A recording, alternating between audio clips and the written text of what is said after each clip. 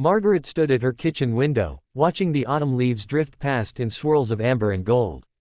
At 63, she had learned that the most profound moments in life often arrived unexpectedly, dressed in the plainest of clothes. This particular Tuesday afternoon would prove no exception. She had been preparing her late husband's favorite soup, though Robert had been gone nearly 2 years now. Some habits, she found, brought comfort in their persistence. The act of chopping vegetables and stirring the pot connected her to happier times, to a love that had spanned 4 decades. The doorbell rang just as she was adding the final herbs. Margaret wiped her hands on her apron and made her way to the front door, wondering who might be calling at this hour. Most of her friends knew she took her afternoon rest around this time. When she opened the door, she found a young girl standing on her porch. The child could not have been more than 7 or 8 years old, with tangled brown hair and eyes red from crying. She wore a thin cotton dress despite the October chill, and her small feet were bare and dirty. In her arms, she clutched a baby wrapped in what looked like a kitchen towel. "Please," the little girl whispered, her voice trembling. "Please don't hurt us. We're just cold and hungry. We'll leave if you want us to." Margaret's heart contracted with a fierce, protective instinct she remembered from raising her own children decades ago. She knelt down slowly, making herself less imposing. "Sweetheart," she said softly, "I would never hurt you. Never. What's your name?" The girl hesitated, studying Margaret's face as if searching for signs of danger. "Emma," she finally said. "And this is my baby brother, Thomas. He's only 6 months old. Emma, I'm Margaret. Would you and Thomas like to come inside where it's warm? I've just made soup, and there's plenty to share." Emma's eyes filled with fresh tears, but these seemed different somehow, born of relief rather than fear. She nodded, unable to speak. Margaret ushered them inside, her mind racing with questions she knew better than to ask immediately. The child was clearly traumatized, and the baby, when she looked closely, appeared thin and listless. She settled Emma at the kitchen table and gently took Thomas into her own arms. The baby barely stirred, and Margaret's concern deepened. She had raised 3 children of her own. She knew what a healthy baby should look like. "When did Thomas last eat?" she asked, keeping her voice gentle. "Yesterday morning," Emma said quietly. "Mom left some formula, but it ran out. She said she'd be back in a few hours, but that was 2 days ago." Margaret felt anger rise in her chest, but she pushed it down. Anger would not help these children. Action would. She prepared a bottle with careful attention, testing the temperature multiple times. Thomas took it eagerly, his small hands grasping at life with an urgency that broke her heart. While he fed, Margaret heated soup for Emma, who ate with the quiet desperation of someone who had known real hunger. As the children began to warm and fill their empty bellies, Margaret called her daughter, Patricia, who worked as a social worker in the next county. "Mom, you did exactly the right thing," Patricia said after hearing the situation. "Keep them safe and comfortable. I'm calling Child Protective Services and the police now. Someone needs to find their mother and assess the situation." Margaret hung up and returned to the kitchen, where Emma had finished her soup and now sat watching Margaret with wary eyes, as if waiting for the other shoe to drop, for kindness to curdle into something else. "Emma," Margaret said, sitting down across from her, "you're safe here. Do you understand? You and Thomas are safe. Are you going to send us away?" Emma asked in a small voice. "I'm going to make sure you're both taken care of," Margaret answered honestly. "Some people are going to come and ask questions, but only because they want to help. I promise you, sweetheart, I will not let anyone hurt you." Emma nodded, and Margaret saw something in the child's eyes that looked like trust beginning to take root. An hour later, the doorbell rang again. Margaret opened it to find a tall man in an expensive suit standing on her porch. He was perhaps in his mid-40s, with graying hair and eyes that held a mixture of urgency and fear. "I'm looking for 2 children," he said immediately. "A little girl named Emma and a baby boy. I'm their father, Daniel Morrison. Their mother left them in my office building downtown, and security footage showed them leaving and heading toward this neighborhood." Margaret studied him carefully. She had learned over the years to trust her instincts about people, and something in this man's face spoke of genuine anguish. "Please," he said, his composure cracking. "Please, if you've seen them, I've been searching for hours. Their mother, my ex-wife, she has problems. She shouldn't have had them." I've been fighting for custody, but the process, it takes so long, and I. His voice broke, and Margaret saw tears in his eyes. They're here, she said quietly. They're safe. The relief that washed over Daniel Morrison's face was so profound that Margaret felt her own eyes prickle with tears. He leaned against the door frame as if his legs might give out. Thank God, he whispered. Thank God. Margaret led him inside, but as they approached the kitchen, she heard Emma's small, frightened voice cry out, "Please don't hurt us." Margaret hurried forward to find Emma standing in front of Thomas's carrier, her small body positioned protectively between her baby brother and her father. Daniel stopped in his tracks, and Margaret saw understanding dawn in his eyes. His children were afraid of him. Not because he had hurt them, she sensed, but because he was a stranger to them. Emma, he said softly, kneeling down as Margaret had done. Emma, I know you don't remember me. You were so little when your mother and I separated. But I'm your father, and I love you. I love you and Thomas more than anything in the world. Mom said you didn't want us, Emma said, her voice shaking. She said that's why you left. Daniel's face crumpled with pain. Oh, Emma. No. That's not true. I've been trying to bring you and Thomas home for so long. Your mother, she's not well, sweetheart. She needed help, but she wouldn't accept it. I've been fighting to take care of you.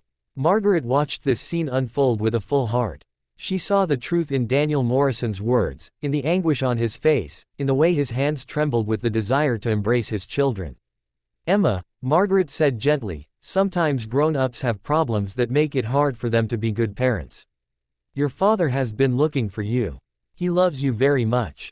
Emma looked at Margaret, then back at her father. The baby, Thomas, began to fuss, and Daniel instinctively reached out, then stopped himself, letting Emma decide. You can hold him, Emma said finally, her voice barely audible. He's been crying a lot. Daniel took his son into his arms with infinite tenderness, and Margaret saw tears streaming down his face as he held the baby close. Emma watched, and slowly, hesitantly, she stepped closer to her father. Can we stay with you? She asked. Not go back to the cold place. Forever, Daniel promised, his voice thick with emotion. You're coming home with me forever, both of you. We have a house with a big yard and rooms for each of you, and I'm never, ever letting you go again. Over the next few hours, as police and social workers arrived to document the situation and begin the necessary paperwork, Margaret made more soup and tea. She listened as Daniel explained how his ex-wife's addiction had destroyed their marriage, how he had been fighting in court for 2 years to gain full custody, how the children had been moved repeatedly as his ex-wife failed one program after another. The judge was finally going to rule in my favor next week, Daniel said, his voice hollow. Next week. If she had just held on one more week, this wouldn't have happened. But it had happened, and now these children needed healing, needed time and patience and love. As evening fell and preparations were made for Daniel to take his children home, he turned to Margaret with eyes full of gratitude. I don't know how to thank you, he said. You saved their lives. If they had been out there another night, if Thomas had gone much longer without food. Margaret placed a gentle hand on his arm. Love them, she said simply. Love them well, be patient with them, and remember that healing takes time. That's all the thanks I need. Emma, who had been sitting quietly, suddenly stood and walked over to Margaret. Without a word, she wrapped her small arms around Margaret's waist and held on tight. Thank you for not hurting us, she whispered. Margaret knelt down and cupped the little girl's face in her hands. Sweet girl, the world has many people in it, and most of them are good and kind. You just got lost for a little while. But you're found now. You and Thomas are found. As Margaret watched Daniel Morrison drive away with his children safely buckled into the car seats he had brought, she felt Robert's presence beside her, as she often did in moments of significance. We did good today, didn't we? She whispered to the evening air. The autumn wind seemed to carry an answer, a gentle affirmation that yes, in a world that could be harsh and frightening, there was still room for kindness, for strangers who opened their doors, for fathers who never stopped fighting, for little girls who learned that not all hands would hurt them. Margaret returned to her kitchen, where her soup still simmered on the stove. She would package some up for Daniel to take home tomorrow, she decided. Building a family, even a family being rebuilt, required sustenance of all kinds. That night, as she prepared for bed, Margaret said her prayers with particular gratitude. She had been given a gift today, the gift of being useful, of being a safe harbor for children in need. At 63, she was learning that life still had surprises in store, still had moments that reminded her why kindness mattered, why opening one's door, and one's heart, could change everything. 3 weeks had passed since that autumn afternoon when Emma and Thomas had appeared on Margaret's doorstep.